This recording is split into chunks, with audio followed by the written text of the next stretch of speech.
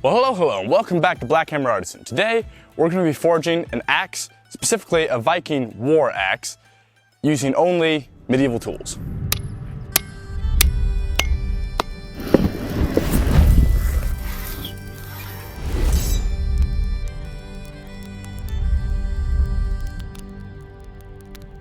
So welcome to today's video. Today, we're going to be making a Viking axe, as I said in the intro. Sorry about the lateness of this video. It's been a really busy season, so we're obviously late, as you can tell. So this is our billet we're going to be forging the axe out of. There's going to be a spike coming off this end, a blade coming off this end. There's going to be an eye right about there, give or take a little. We got to square it up before we can really work with it. So there's going to be somewhat of a beard on the axe, not too crazy, not too extreme, but somewhat. Actually, I'm going to probably make that by pounding down the eye area of the axe a little bit more. And there's going to be a spike coming off the back, as I already said, with a fuller going around the base of the spike, just to kind of separate it off from the body of the axe. I think it looks good. All right, so in the last video where I made a draw knife, got a lot of helpful comments. And one of them, one commenter, whose name is escaping me right now, said that I should move my forge closer to my anvil and vise, which was a great idea. So as you can see, I did. Also, you may recognize these bellows that I'm using here from a previous video that I made some time back, which will be over here. And they're drum bellows, as you can see. I have modified them a little bit since then, the key difference being that I've switched the air gate to being on the bottom. And I've teed both of these tweer pipes into one pipe. The reason I did that was, first off, actually to get me a little bit farther away from the forge, because I don't like all the sparks flying in my face. And secondly, because that way, if they suck air in at all, one of them's always blowing if it's going through the same pipe, so that stops it from sucking any air. If you've ever had issues with sucking air with your bellows, which I have before, this seems to be a great way to fix it. It's not sucking at all now.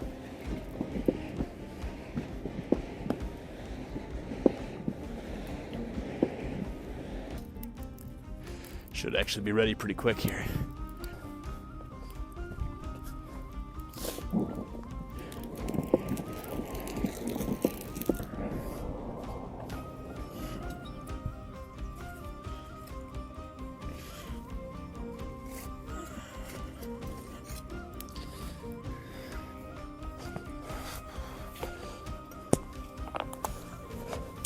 So one thing here, don't trust the video here on how hot this piece is, because the sun makes it look a lot colder than it is. This is nearly at a forge welding heat.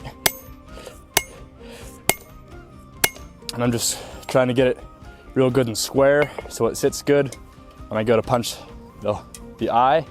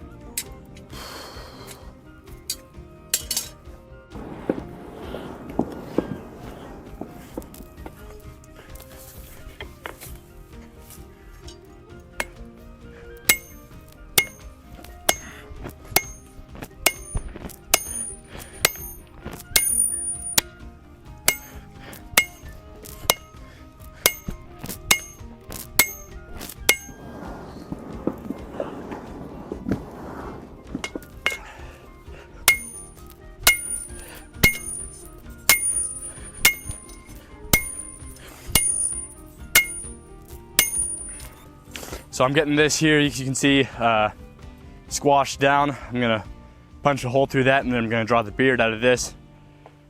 I figure probably one more heat or so, maybe two.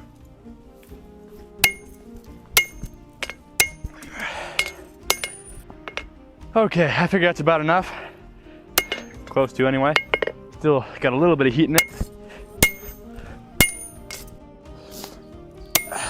Right when you're getting the punch started here, you really want to take care, even if it costs you an entire heat, and make sure you get the punch in straight and in the middle. Also, keep your punch somewhat cooled. And you want to switch from side to side as you do this. So I'm gonna cool it like that. Switch sides, now I'm doing it from this side. And that'll help make sure you keep it straight.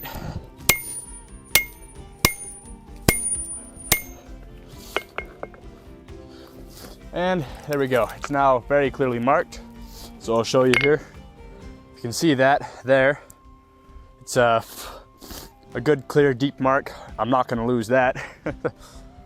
There's no way.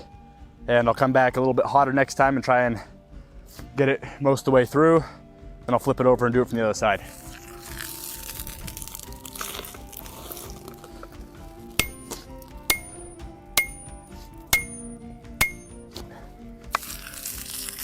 Probably do one more.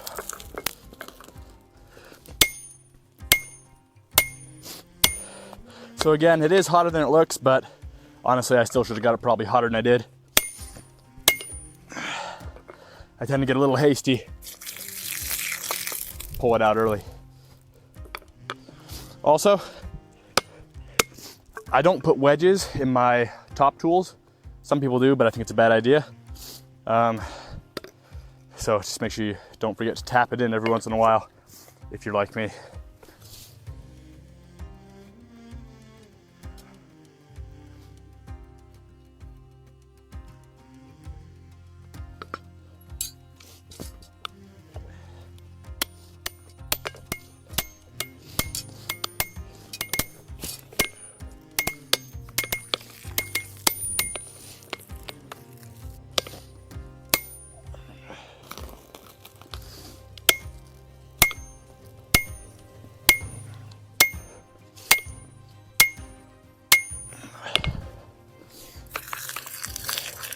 Just kind of experiment around and find how many hits you think is good in between turns. I think I'm doing about 8.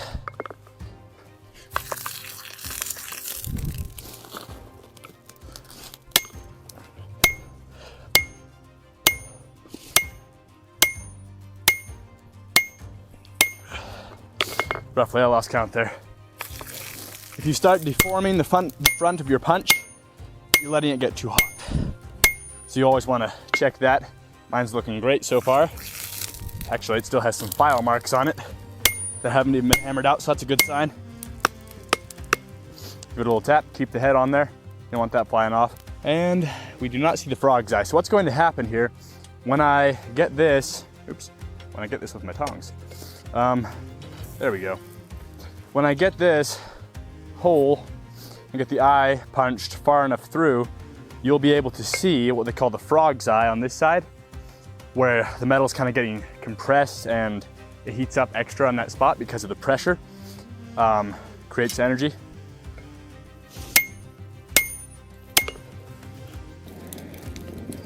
Okay, I'm not precisely recommending this, but I was getting cooked by the sun, so we stuck this up and it's definitely keeping the sun off me. It's still pretty hot and I have to watch it. I don't want to catch it on fire, but it's doing good so far.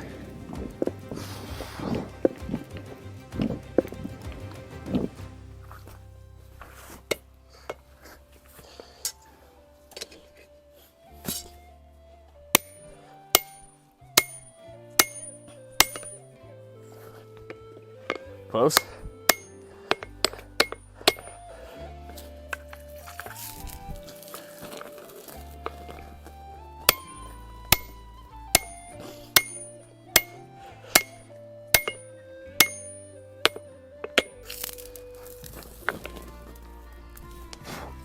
All right, I'm gonna see if I can see the frog's eye from the other end. Hopefully I can.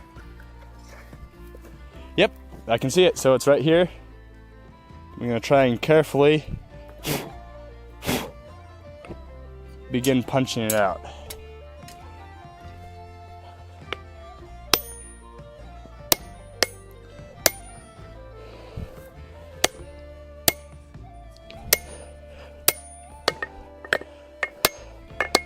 Cool, okay, so I just got it all the way punched through.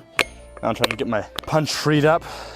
Got a little bit overzealous perhaps, and didn't switch my punch's sides, but that's okay, it's looking pretty good. So the punch is still not deformed at all, which I'm really happy about. And this is a very, very important mile marker. So I'll show you here. You can see there's a clean hole, very clean, very nice, all the way through. And there is a beautiful, probably one of the most beautiful hammer eye or axe eye slugs I've ever seen. So basically, if you get your punch good and straight, then you'll punch through most of the way on one side, flip it over, finish the punch out on the other side, which is what I did. It punched really nice and straight, and you will have a very nice, beautiful slug like this. And if you're not a blacksmith, I'm sorry, you won't understand, but that is a beautiful slug. We usually put these in jars, we keep them.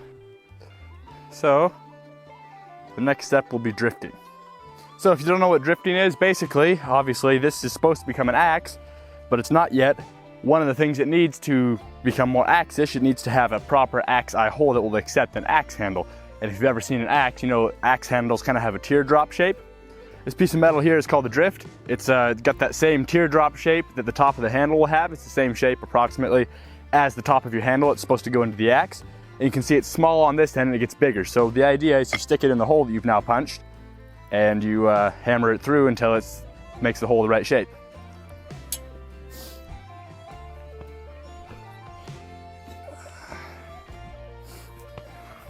All right, for a drifting heat, you're gonna wanna have the entire thing a little more hot, not just the eye area. You don't have to have the entire thing fully heated, but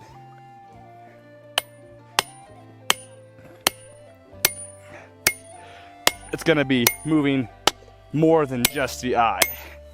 And you wanna check and make sure you got it good and centered, which it's looking pretty good.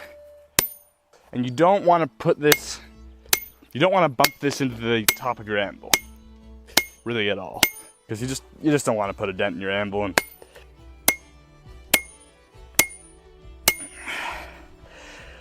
so there are two tools that I do not have right here anyway, that would be really handy for this. One is a swage block. I would use that a little later on than this point.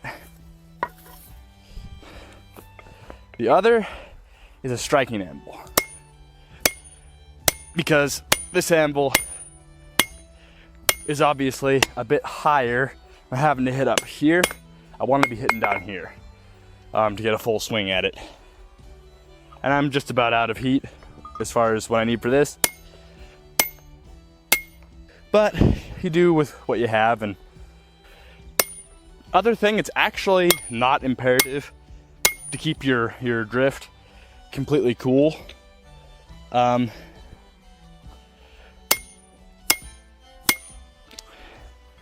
Because actually what'll happen, you actually don't want to do that, because if you cool your drift down all the way, it will start sucking the heat out of your, well, and it already is to a certain degree, but it'll start sucking the heat out of your axe and cool it down quicker. Because basically, you know, it's cool, that's hot, so it wants to equalize itself, and it does that by sucking the heat into the drift. So you actually don't need to cool the drift down all the way. But if you see it getting red hot, you should probably cool it off.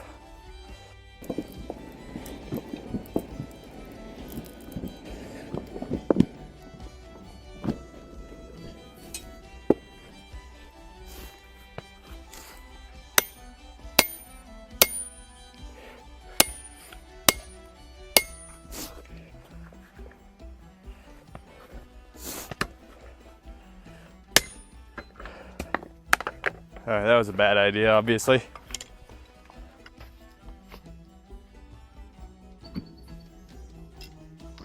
All right, so I've got my makeshift swage block over here, as you can see.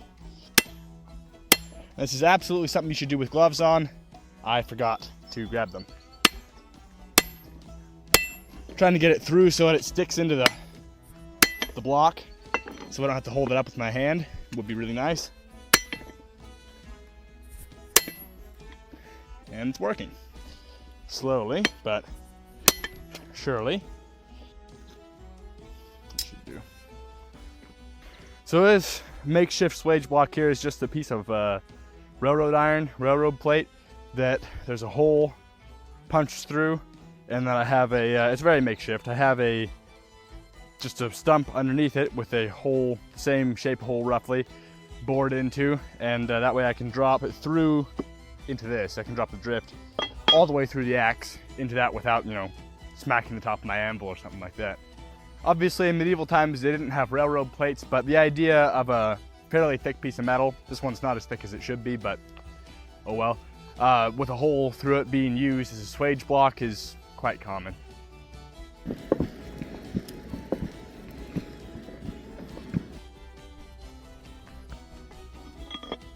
Holy, that's hot.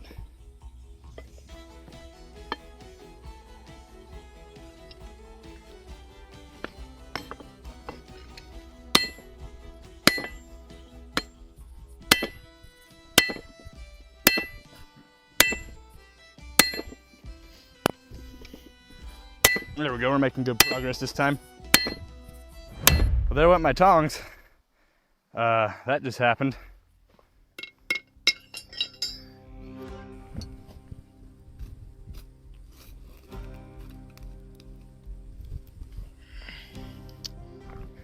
If my face melts, don't pay any attention. Just look away from the screen, pretend you didn't notice.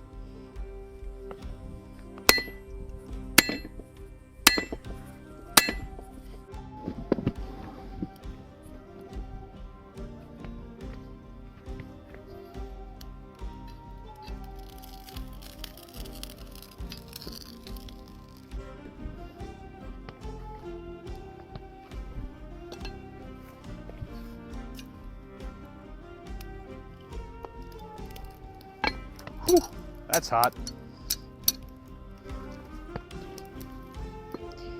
I just lost a decent bit of heat there, but oh well.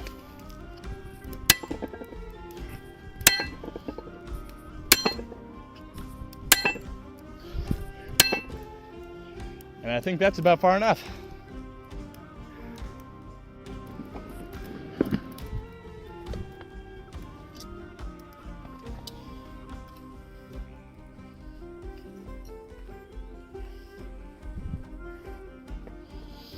All right, so you can probably see I've got the back of it propped up on that thing, that spike, and I'm just putting it through from the other side, which is going very easily.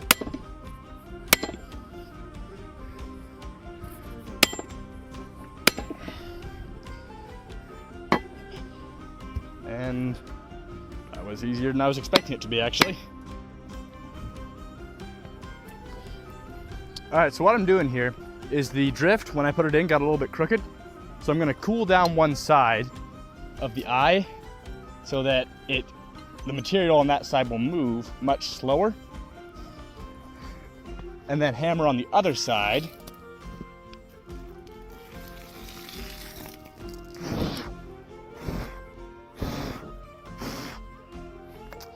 to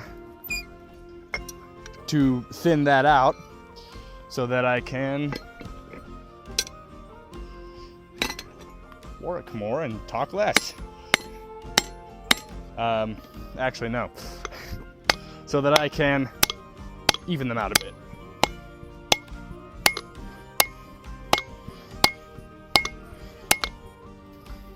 All right, so last heat, I tried to cool one side off in oil in order to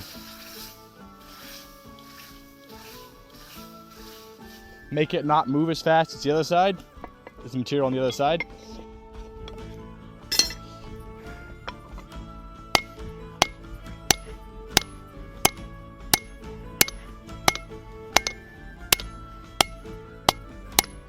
So this time I used water, worked a lot better.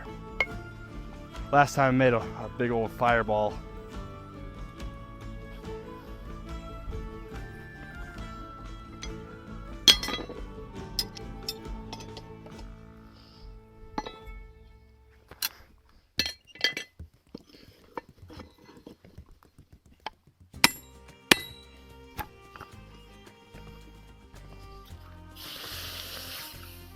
Important thing here is just remember, don't cool it down all the way, because you will crack it if you do that.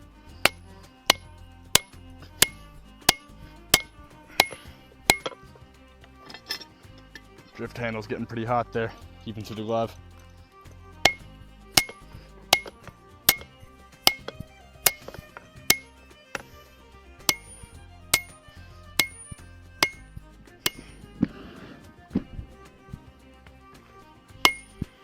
You can see here I'm using the corner of my hammer, kind of like a cross peen almost.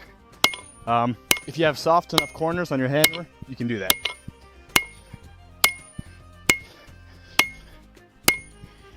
I would use a 6-pound cross peen or straight peen if I have one, but I don't, so I got this all fairly symmetrical, and the next thing I'm gonna do is be drawing out the bit. So this will be the fun part.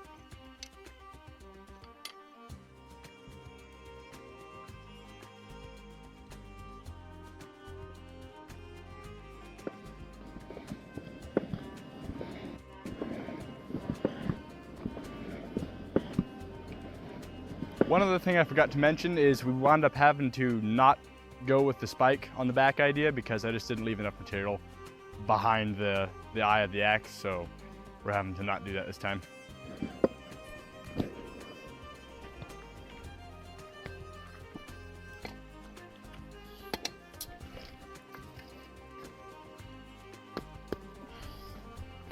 Oh yeah, I like heating up big chunks of steel.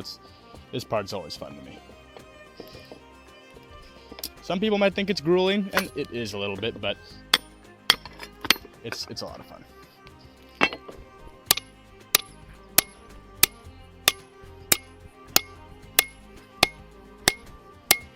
You'll notice I'm using the flat peen here, and that's because so if I have the flat peen facing this way, it's going to spread it this way. Almost all of the material, and there's going to be very little this way movement of the material, and that's what I want. It's also a little bit faster.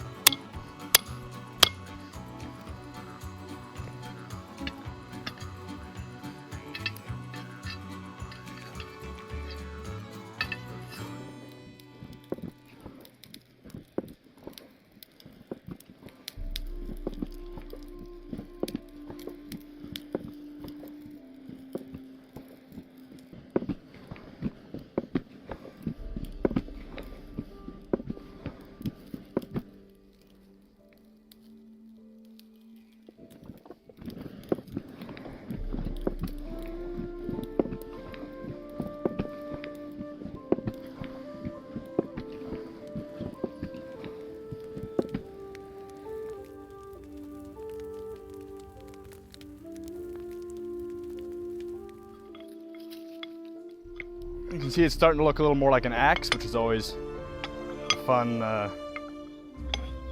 time. Got a somewhat more drawing out to do on the beard of the axe here. And then the next step is going to be drawing out the lugs.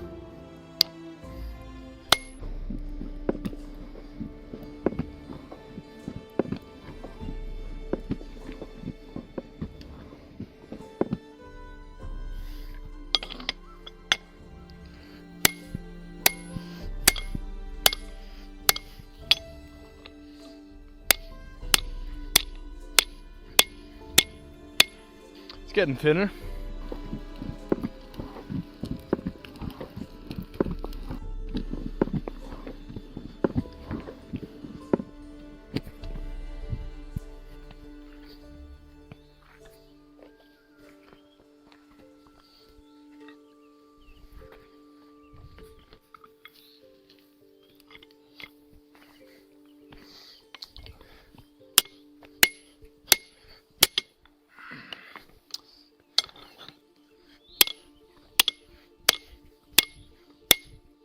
Some point here, whenever I get it a little more thinned out, I'm going to try shaping it over the horn here. It's about the only thing I like these horns for. I generally like a really nice round conical horn on my anvils, but which this one does not have. It has kind of that squashed flat horn thing that's I find really weird. Maybe somebody likes it, but I haven't met them yet. But actually, no, I did watch one guy that did like it, Niels Ogren, which you should definitely check out on YouTube. He's a way better axe maker than I am. He liked pretty much this exact anvil for the purpose of shaping an axe, which I also like it for, but because I do a lot more than just making axes, I don't like it overall.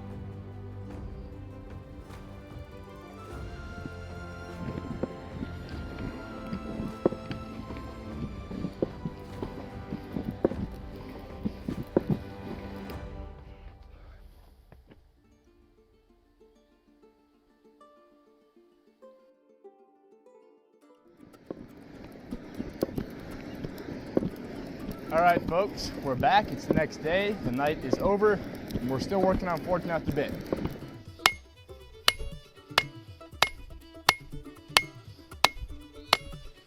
Alright, so as you can probably see right here is kind of a weird looking angle. It's because just a minute ago, I burned the edge in the forge a little bit. I wasn't paying attention, don't do that. And so I had to trim that off, but it's looking all right. I'm still gonna be able to fix this. It should be okay, but be careful. If you're doing this when it starts to get thin and you're not paying attention, you're used to spending longer heating it up because it's thicker. When it gets thinner, it heats up faster, so remember that.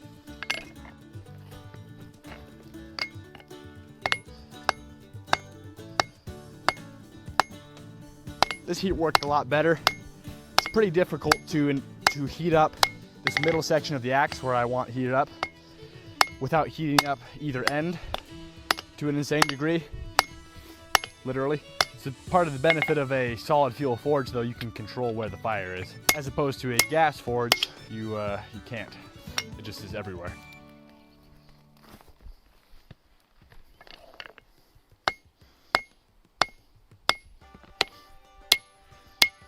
I'm shaping over the horn now. As I mentioned earlier, that's pretty much the one good thing about this horn.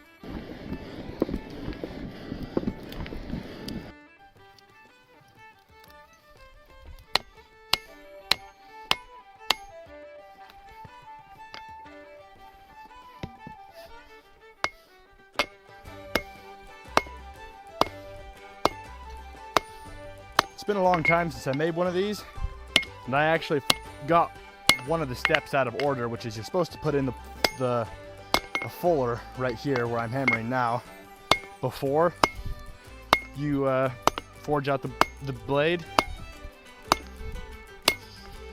But I forgot about that.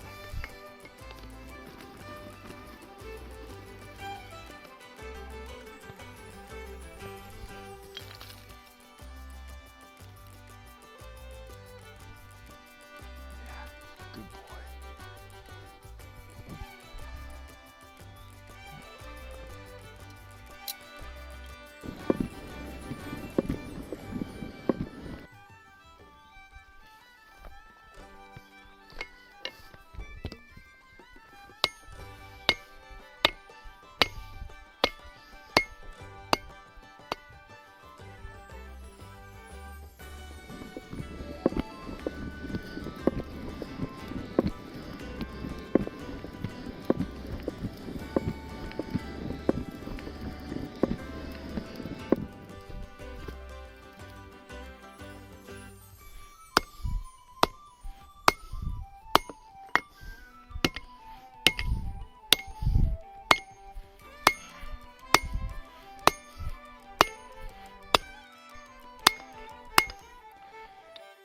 All right, so next I'm going to heat up the eye of the axe and draw out the lugs on it, which should be pretty fun.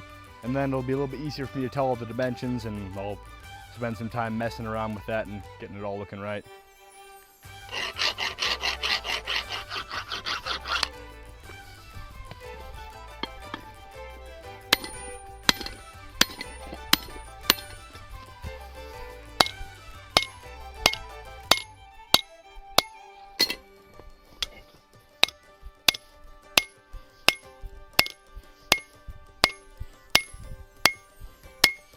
I'm trying to pull material back towards me, as you can see there, it's starting to work.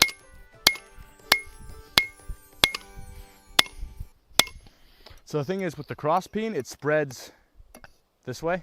The regular hammerhead spreads fairly evenly in all directions.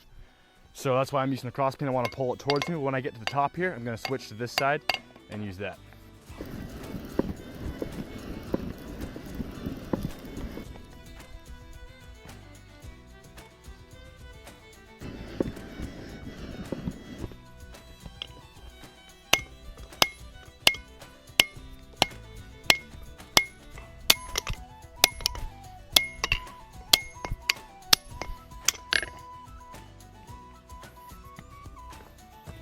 Just gonna finish drawing out the other cheek here.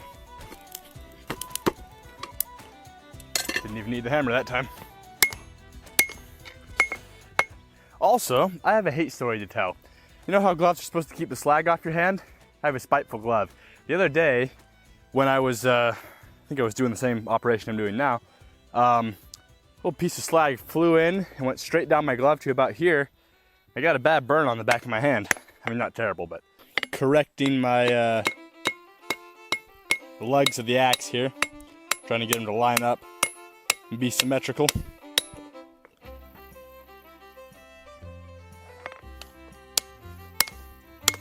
All right, so we got pretty much all the forging done. Got the lugs out, they're looking decent. I'm going to put my maker's mark on each side, just because I think it'll look nice there.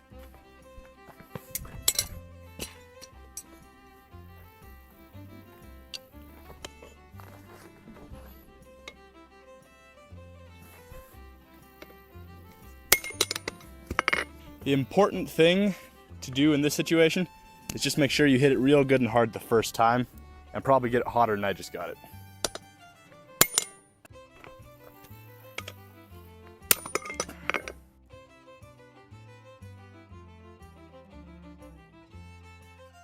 So, I heated up the edge of the axe here. I'm going to do what's called annealing it, which is basically where you heat it up to a critical temperature around 1600 degrees, give or take a little, and then let it cool very slowly over like 12 to 24 hours. I actually ran out of charcoal though. I had enough to heat it up, but I couldn't bury the axe in it. So what I did was I heaped up the charcoal as much as I could over it, which heated up the edge and buried part of the axe, and then I buried the rest of it in wood, and it's just like a little campfire here. That'll keep on burning for quite a while. Should keep it hot and make it cool down very, very slowly over a course of many hours. Another way you can also do this is to heat it up. Preferably you would heat up the whole axe if you're gonna do it that way, and bury it in the sand, and that'll insulate it so it cools down very slowly. But this should work. Fire's gonna burn for quite a while, which should keep it from cooling down very quickly.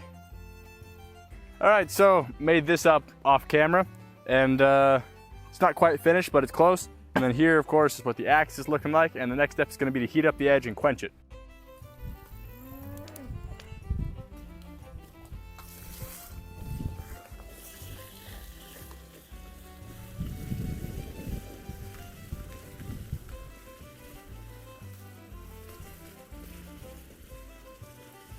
It's always a good idea to wear a glove for this particular operation.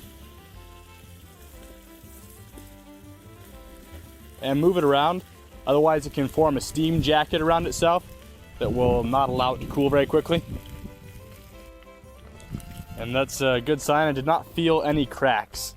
You can usually feel this kind of thing going on when it starts cracking, so I didn't feel any of that, so it's just good so far. You never know though until you grind the edge, so cross your fingers, hopefully it doesn't crack.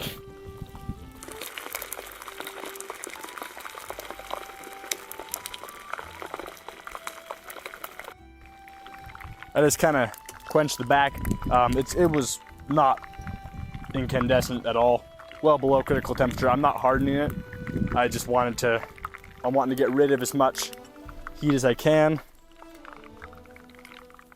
out of this, because I'm just gonna manually temper it in the forge.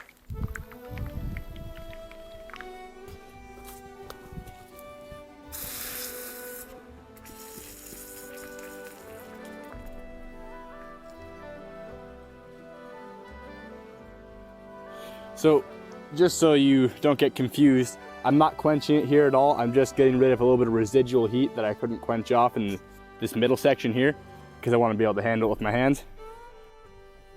But the edge was already quenched and cooled by that time.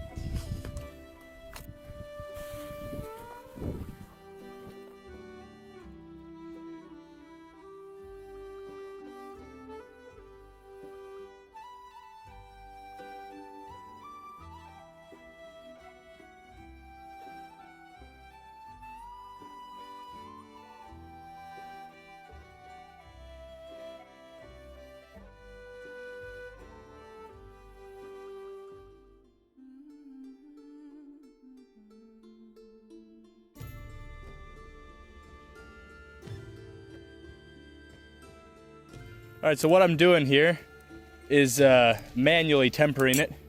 So I've taken the file and cleaned off the slag on the edge, the iron oxide, I mean.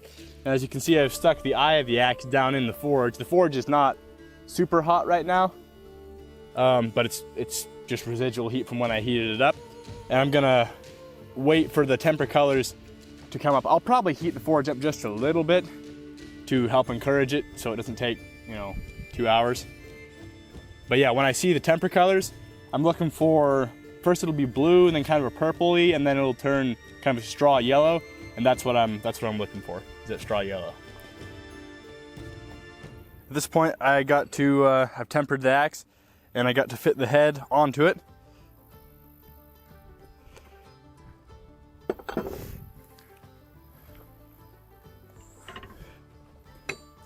Also, I got handles put on this thing, as you can see.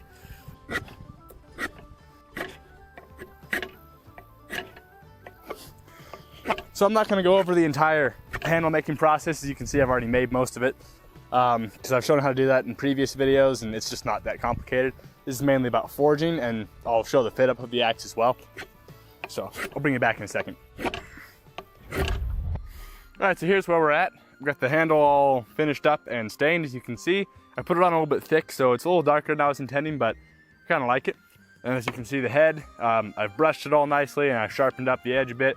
Wasn't going to waste your time, showing you how to file an axe, but it's not that hard. It just takes some time.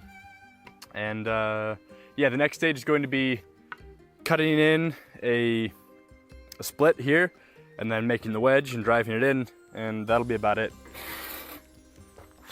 The thing you want to make sure you're doing here is just make sure you get it real good and straight and don't make one side much smaller than the other.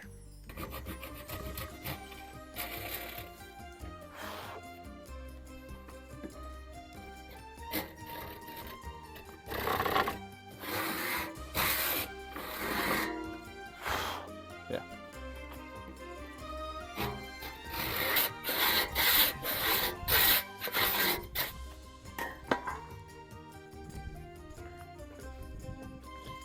All right, so the next step is pretty self-explanatory. I've already cut the wedge in here. I've got the head on, and I'm going to take this wedge here and shove it down in.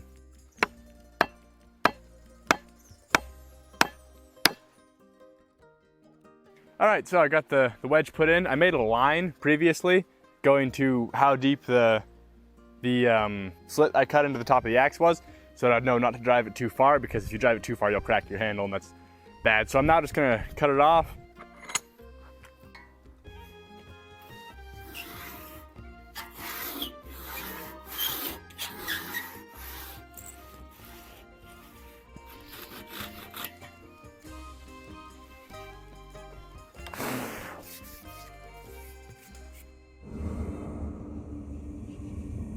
I present to you the war axe.